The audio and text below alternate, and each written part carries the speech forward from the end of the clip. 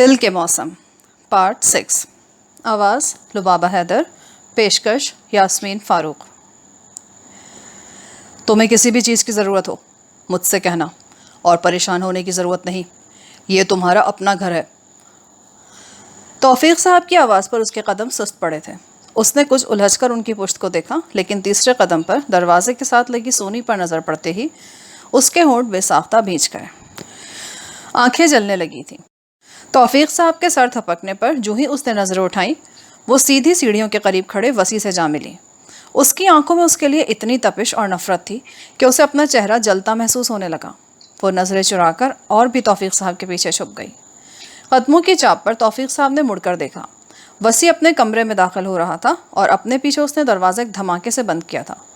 توفیق صاحب نے مڑ کر سونی کا چہرہ دیکھا جس کا رنگ بالکل سفید پڑ گیا تھا۔ جاؤ بیٹا، تم آرام کرو۔ انہوں نے ایک بار پھر اس کا سر تھپتھپایا۔ ان کے دستک دینے پر جب کوئی جواب نہیں آیا تو وہ دروازہ کھول کر اندر داخل ہو گئی۔ وہ کمپیوٹر کے سامنے بیٹھا تھا۔ وسیع؟ آمنہ نے اس کے کندھے پر ہاتھ رکھا۔ وہ چپ رہا۔ ان کی آنکھیں پانیوں سے بھرنے لگیں۔ میں جانتی ہوں صرف میری وجہ سے تم یہ قدم اٹھانے پر مجبور ہو، پر وسیع بتاؤ نا بیٹا، میرا کیا قصور ہے؟ اس بات کو بھی اب 1 ماہ ہونے والا ہے۔ تم تو نہ مجھ سے بات کرتے ہو اور نہ ہی اپنے بہن بھائیوں سے۔ اگر مجھ سے ناراض ہو تو کچھ بولو، اپنی ناراضگی کا اظہار ہی کر دو۔ میں آپ سے ناراض نہیں ہوں۔ وہ ان کے ہاتھ ہٹاتے ہوئے کھڑا ہو گیا۔ انہوں نے محسوس کیا کہ وہ ان کی طرف دیکھ کر بات نہیں کر رہا۔ وسیع، تمہاری یہ چپ اندر ہی اندر مجھے پریشان کر رہی ہے بیٹا۔ وہ رونے لگی تو وسیع بے چینی سے ان کی طرف مڑا۔ اس سے پہلے کہ وہ کچھ بولتا، دروازہ کھول کر توفیق صاحب اندر داخل ہوئے۔ وسیع کے ماتھے پر بل پڑ گئے تھے، جبکہ آمنہ نے بھی منہ دوسری طرف پھیر لیا، لیکن انہوں نے برا نہیں مانا۔ میں تم لوگوں سے ضروری بات کرنے آیا ہوں۔ وسیع، تم نے اپنی ماں سے جس لڑکی کو ملوایا تھا، میرا مطلب ہے جس سے تم شادی کرنا چاہتے ہو، اس سے کہو کل ہم اس کے ماں باپ سے ملنے آ رہے ہیں۔ وسیع کے ساتھ ساتھ آمنہ نے بھی چونک کر انہیں دیکھا۔ اتنا حیران ہونے کی ضرورت نہیں ہے، تم میرے بیٹے ہو اور تمہاری خوشی کا احساس ہے مجھے۔ اس دن تم غصے میں تھے، اس لیے میں نے جو کیا، اگر میں اس دن تمہیں سمجھاتا بھی تو تم نے سمجھنا نہیں تھا۔ میں نے یہ نکاح صرف اس لیے کروایا تھا تاکہ سونی پر اپنا حق ثابت کر سکوں۔ تم نہیں جانتے خالد اس وقت کتنی بڑی پریشانی میں مبتلا تھا اور آخری وقت میں وہ کتنا پرسکون تھا۔ اگر تم جان لیتے کہ تمہارے سے ایک قدم سے ایک مرتے ہوئے شخص کو کتنی خوشی ملی ہے تو شاید تم غصہ بھول جاتے۔ لیکن خیر، میں تمہیں یہ بتانے آیا ہوں کہ سونی تمہاری ذمہ داری نہیں۔ تم اپنی زندگی کا ہر فیصلہ آزادانہ کر سکتے ہو، جہاں چاہو شادی کر سکتے ہو، تم پر کوئی بوجھ نہیں۔ سونی ولی کی منگیتر ہے اور یہ کاغذ کا رشتہ تمہیں صرف تب تک رکھنا ہے جب تک ولی نہیں آ جاتا، اور یہ بات میں سونی کو بھی سمجھا چکا ہوں، اسی لیے بے فکر رہو، یہ رشتہ تمہارے لیے کبھی مسئلہ نہیں بنے گا۔ وسیع حیرت سے انہیں دیکھ رہا تھا۔ یہ بات میں نے بچوں کو بھی بتا دی ہے اور تمہیں بھی بتا رہا ہوں۔ یہ بات کسی کو بتانے کی ضرورت نہیں کہ سونی تمہارے نکاح میں ہے۔ امید ہے اب تمہارا غصہ کم ہو گیا ہوگا۔ انہوں نے مسکرا کر وسیع کو دیکھا تو اس نے افسوس سے توفیق صاحب کو دیکھتی آمنہ کو دیکھا۔ اور ہاں، ان لوگوں سے کہنا ہمیں منگنی کی جلدی ہے، اسی ہفتے ہمیں منگنی کرنی ہے۔ کیوں بھائی بیگم، اب تو تم خوش ہونا، جو تمہارا بیٹا چاہتا تھا وہی ہو رہا ہے۔ ہم بڑی دھوم دھام سے وسیع کی منگنی کریں گے۔ وہ ایک بار پھر مسکرائے۔ ان کی مسکراہٹ کا ساتھ دونوں میں سے کسی نے نہیں دیا۔ توفیق صاحب باہر نکل گئے تو آمنہ وسیع کے پاس آ گئی۔ اب تو مسکرا دو۔ انہوں نے پیار سے اس کا گال سہلایا تو وہ ان کی خاطر ذرا سا مسکرا دیا۔ وہ مطمئن ہو کر باہر نکل گئی۔ اگلے ہی پل وہ سر جھٹک کر صاحبہ کا نمبر ملا رہا تھا۔ اس کی نظریں کب سے اسٹیج پر جمی تھی۔ اس کے سامنے رکھا بھاپ اڑاتا سوپ بھی اب ٹھنڈا ہو گیا تھا۔ آج تقریباً 1.5 ماہ بعد اس نے وسیع کو پہلے کی طرح ہنستے دیکھا تھا۔ یہاں ہر کوئی خوش تھا، جبکہ آمنہ کا چہرہ تو خوشی سے جگمگا رہا تھا۔ توفیق صاحب کے قہقہے پر اس نے چونک کر انہیں دیکھا جو اس کے پاپا اور علیزہ کے ساتھ کھڑے تھے۔ اس نے ہمیشہ اپنے ماموں کو ایک شفیق انسان کے روپ میں دیکھا تھا۔ وہ جانتی تھی ولی سے وہ بہت محبت کرتے تھے اور اکثر ولی کی وجہ سے وہ باقی بچوں سے زیادتی کر جاتے تھے، خاص طور پر وسیع کے ساتھ۔ لیکن اس بار وسیع کا بہت بڑا نقصان ہوا تھا۔ جب سے اپنے ماموں کی سوچ اس کے سامنے آئی تھی تو پہلے وہ جو وسیع کے لیے افسوس کر رہی تھی، اسے بے ساختہ سونی سے ہمدردی محسوس ہوئی تھی۔ تماشا تو اس کی زندگی بنی تھی جس نے خوشی سے اسے اپنایا. اس نے مصیبت کے وقت پلٹ کر اس کی مدد کرنے کے بجائے اپنی ضد کو اہمیت دی تھی، اور جس کے ساتھ زندگی کا سب سے مضبوط اور بڑا رشتہ جوڑ دیا گیا، اس کے دل میں اس کے لیے ذرہ بھر بھی گنجائش نہیں تھی. وسیع نے تو آج اپنی منزل پا لی تھی. اس نے ایک بار پھر مسکراتے وسیع کو دیکھا. لیکن کسی نے نہیں سوچا ولی کی فطرت کیسی ہے. اگر پاکستان لوٹنے پر اس نے سونی کو اپنانے سے انکار کر دیا تو، اور وسیع وہ تو کبھی بھی اسے نہیں اپنائے گا، تو پھر اس کا کیا ہوگا؟ وہ تو نہ ادھر کی رہے گی اور نہ ہی ادھر کی. عروبہ بے حد پریشانی سے سوچ رہی تھی. کباب تلنے کے ساتھ دوسرے چولہے پر اس نے چائے بھی رکھی ہوئی تھی. گھر میں اس وقت مکمل خاموشی تھی. توفیق صاحب، آمنہ اور وکی علیزہ سے ملنے اسلام آباد گئے ہوئے تھے. فریحہ کے آج کل ٹیسٹ ہو رہے تھے. اسے یہاں رہتے ہوئے 5 ماہ سے زیادہ کا عرصہ ہو گیا تھا. اس دن کے بعد علیزہ اور فریحہ کا رویہ اس کے ساتھ بہت اچھا ہو گیا تھا، اور کچھ عرصے بعد وکی بھی پہلے جیسا ہو گیا تھا.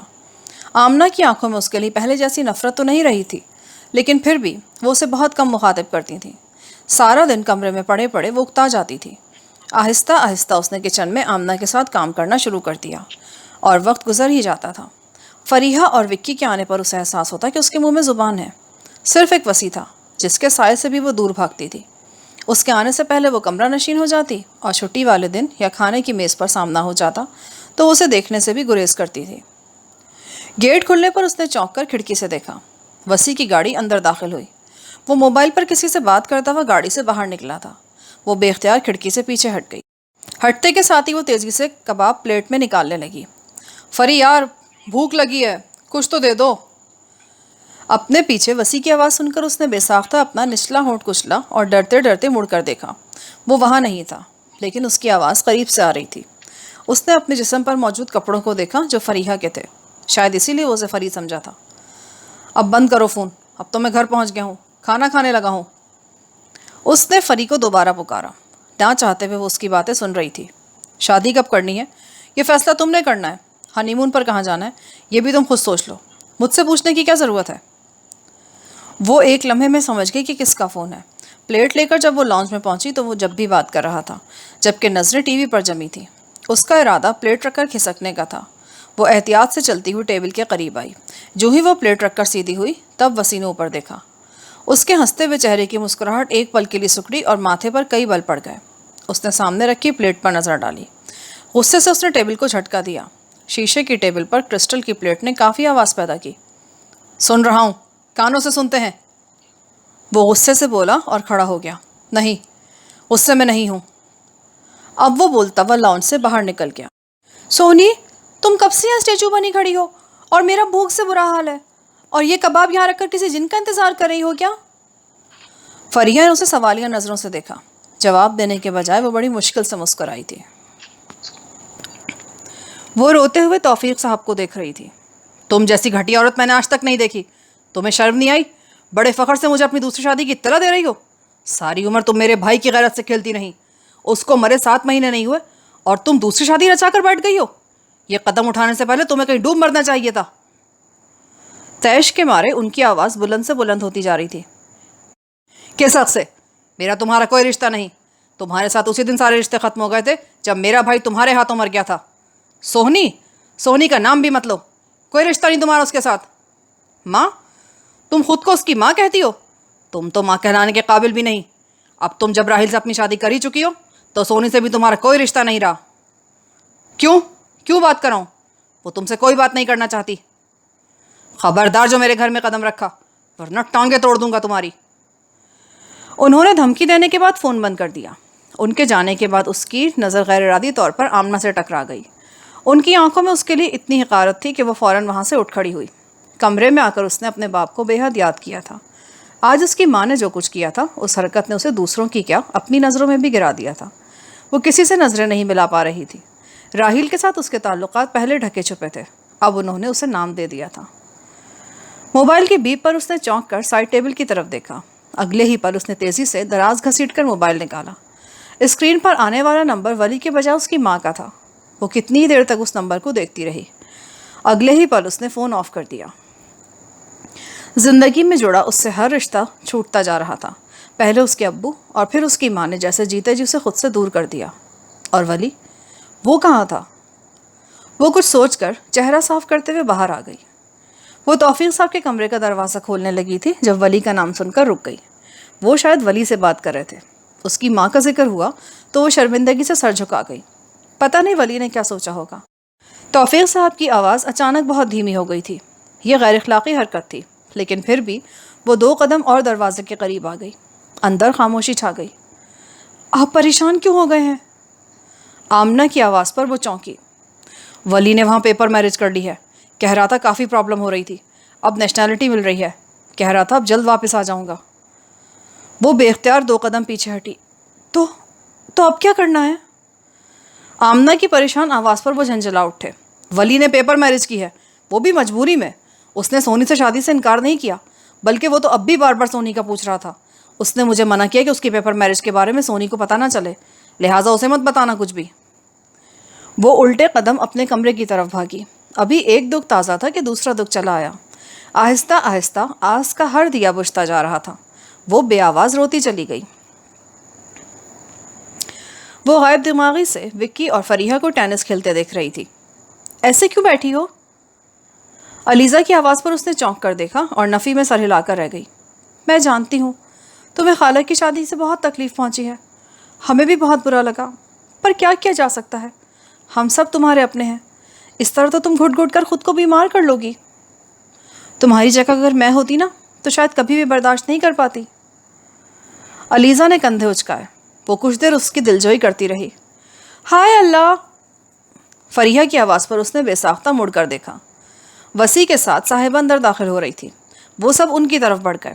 اب اس کی سمجھ نہیں آ رہا تھا کہ وہ کیا کرے، ملے یا اندر چلی جائے۔ ابھی وہ سوچ ہی رہی تھی کہ صاحبہ کے پکارنے پر وہ کچھ گھبرا کر ان کی طرف بڑھی۔ اس نے بہت دھیمی آواز میں سلام کیا۔ ان کا حال چال پوچھنے کے بعد وہ علیزہ کی طرف متوجہ ہوئی۔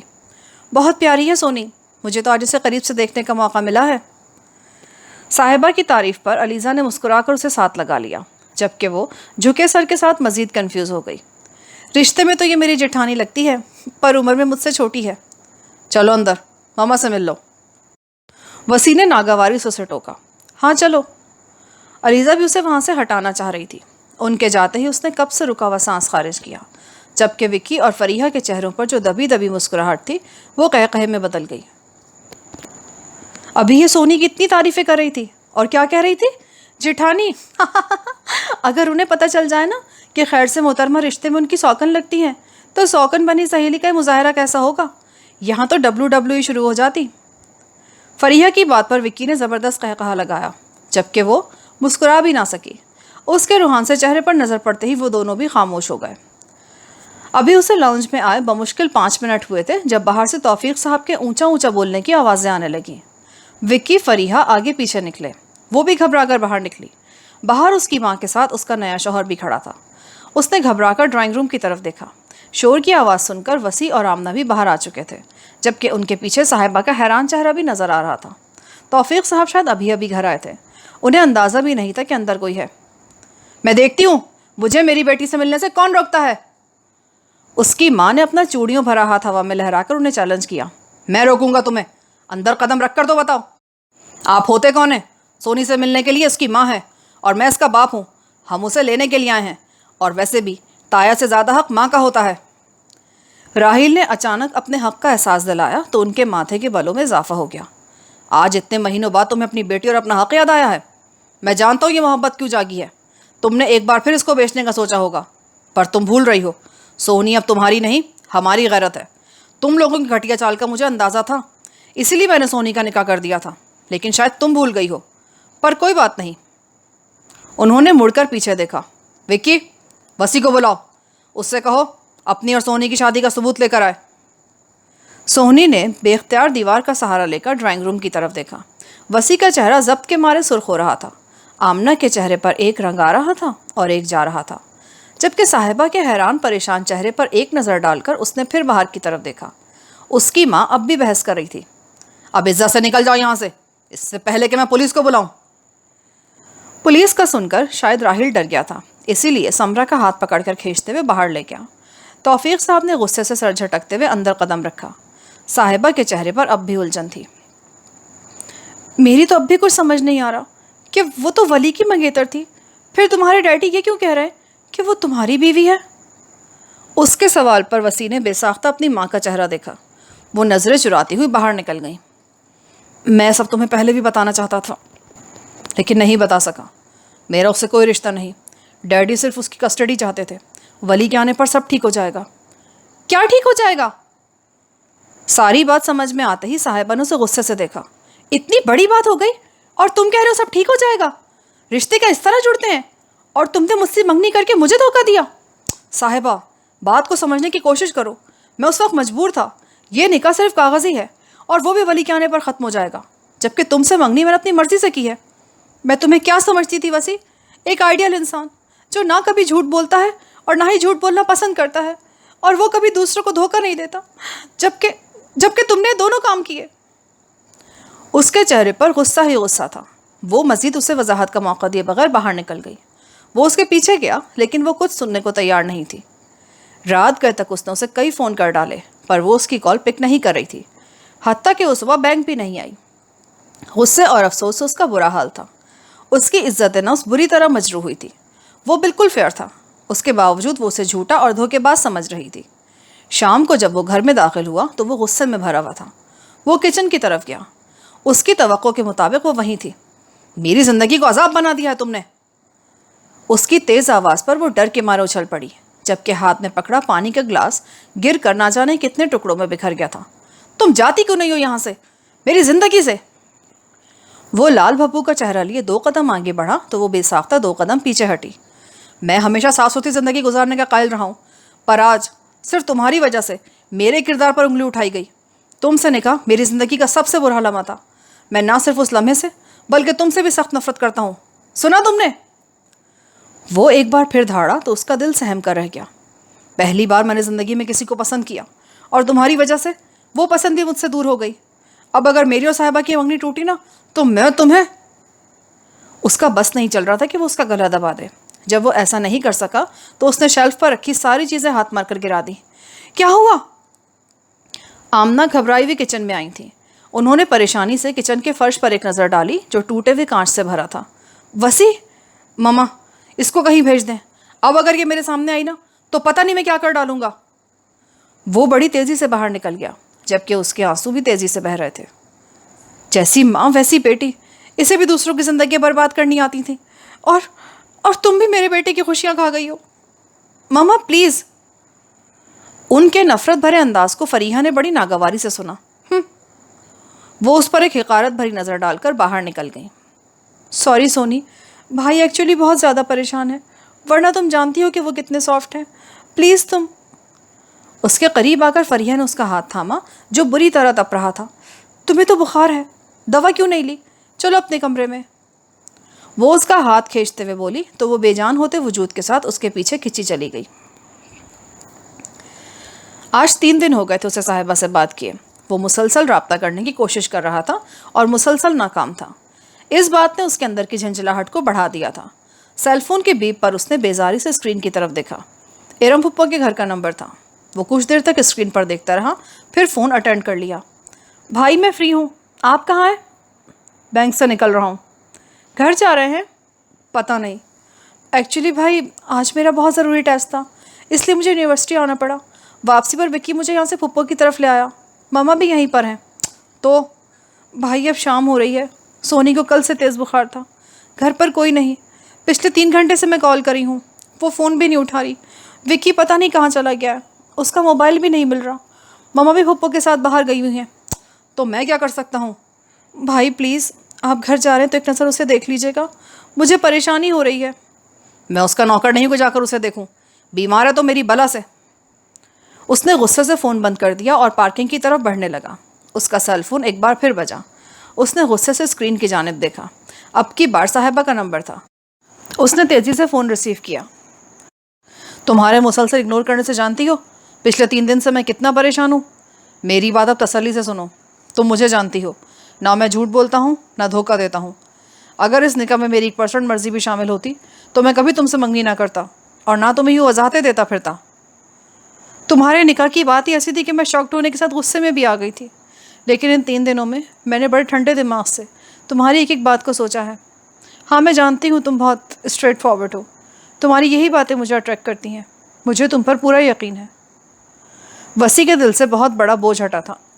پھر کب کر رہے ہو مجھ سے شادی؟ کہو تو ابھی کر لوں کہ تو بہت جلدی ہو جائے گا۔ بائی دا وے، 2 بیویں ایک ساتھ افورڈ کر لو گے؟ شٹ اپ صاحبہ۔ اسے اس کا مذاق برا لگا، جبکہ وہ اس کی کیفیت کا مزہ لے رہی تھی۔ غصہ کیوں کر رہے ہو؟ ایسا ہو بھی سکتا ہے؟ امپاسبل۔ اچھا فرض کرو نا، اگر تمہیں اس سے اچانک محبت ہو جائے تو تم کیا کرو گے؟ میں محبت کو نہیں مانتا۔ کیا ہوتی ہے محبت؟ تم سے میری کمٹمنٹ ہے، تم میری پسند ہو، میرے لیے کمٹمنٹ میری پسند سے زیادہ اہم ہے۔ وہ وسیع سے یہی سب سننا چاہتی تھی، لیکن ابھی کچھ اور تسلی بھی کرنا تھی۔ محبت بہت کچھ کروا لیتی ہے۔ اب مجھے ہی دیکھ لو، اتنی بڑی بات ہونے کے باوجود میں نے تمہارے نکاح کو بھی اتنے آرام سے ہضم کر لیا، کیونکہ تم مجھے اچھے لگتے ہو۔ دیکھو صاحبہ، میں نے کہا نا کہ میں فیئر کام کرتا ہوں۔ اگر اس میں میرے دل کی مرضی ہوتی، میرا تمہارا نکاح بھی ہوتا، تو بھی میں صاف لفظوں میں تمہیں بتا دیتا، بلکہ سب کچھ ختم کر دیتا۔ میں سوچ رہا ہوں تم پسند تو مجھے کرتی ہو، اور شادی بھی ہماری ہو جائے گی، اور 2 بیویاں بھی میں افورڈ کر سکتا ہوں۔ کیا خیال ہے؟ تو میں نیا گھر نہ بنوا دوں؟ خبردار جس بارے میں سوچا، مجھ سے برا کوئی نہیں ہوگا ورنہ۔ اچھا یار، وہ کہہ کر ہنسنے لگا۔ سب کچھ صحیح ہو جائے گا اسے امید نہیں تھی، لیکن صاحبہ کے اعتبار نے اس کے سر سے بہت بڑا بوجھ ہٹا دیا تھا، اسی لیے اس کا موڈ خود بخود خوشگوار ہو گیا۔ فون کے بیپ پر اس نے کار کی سپیڈ کو سلو کر کے نمبر دیکھا۔ عروبہ کا نمبر تھا۔ اس وقت تم کہاں ہو؟ اس نے چھوٹتے ہی سوال کیا۔ سڑک پر ہوں۔ ابھی کچھ دیر پہلے فری نے تمہیں فون پر کچھ کہا تھا؟ ہاں، میں نے اسے بتا دیا تھا۔ میں جانتی ہوں تم نے کیا بتایا تھا۔ مجھے تم سے اتنی صفاقی کی امید نہیں تھی۔ تم اس معصوم لڑکی سے کس بات کا بدلہ لے رہے ہو؟ جتنا برا تمہارے ساتھ ہوا، اتنا برا اس کے ساتھ بھی تو ہوا ہے۔ تم مرد ہو کر مجبور ہو گئے تھے، وہ تو پھر لڑکی تھی۔ کیوں اس طرح بیہیو کرتے ہو؟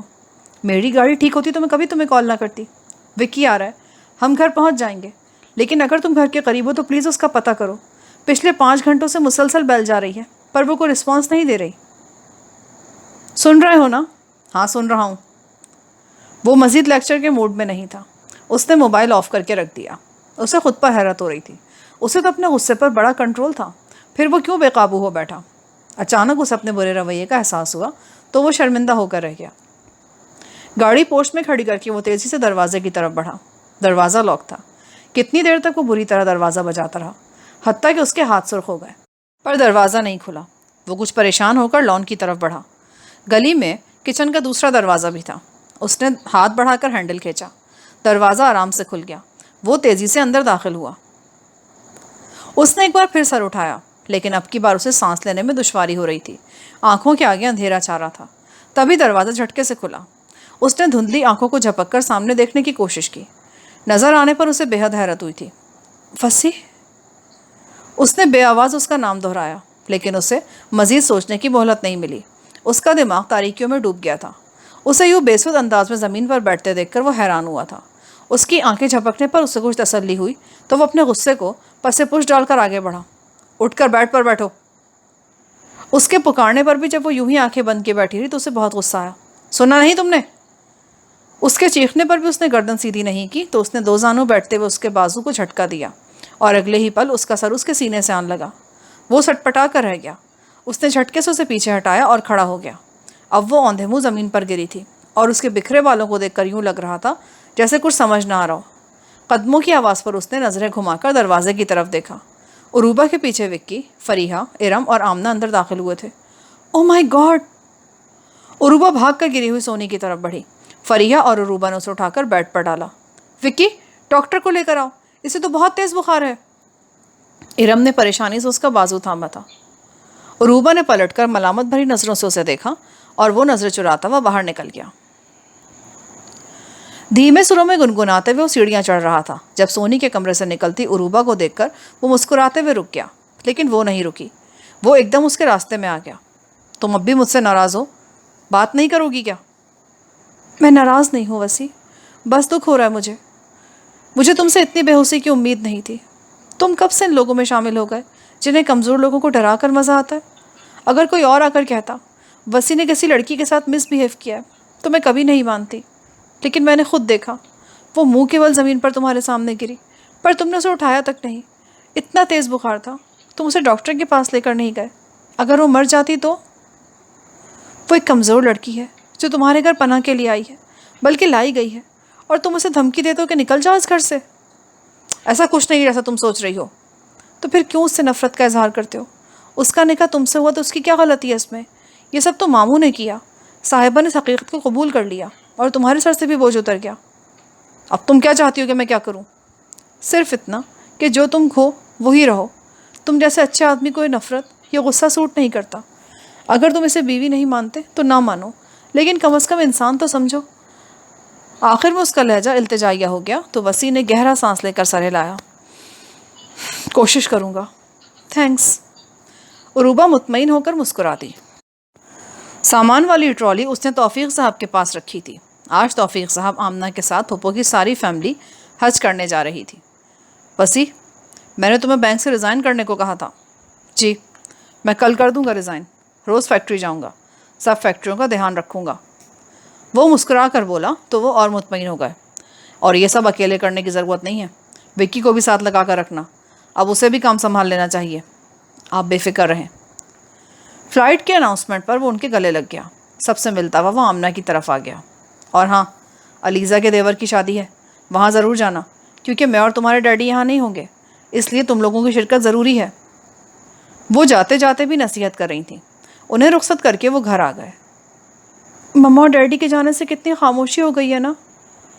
لاؤنج میں قدم رکھتے ہی فریحہ نے بے ساختہ کہا تو اس کے ساتھ چلتی ہوئی سونی سر ہلا کر رہ گئی۔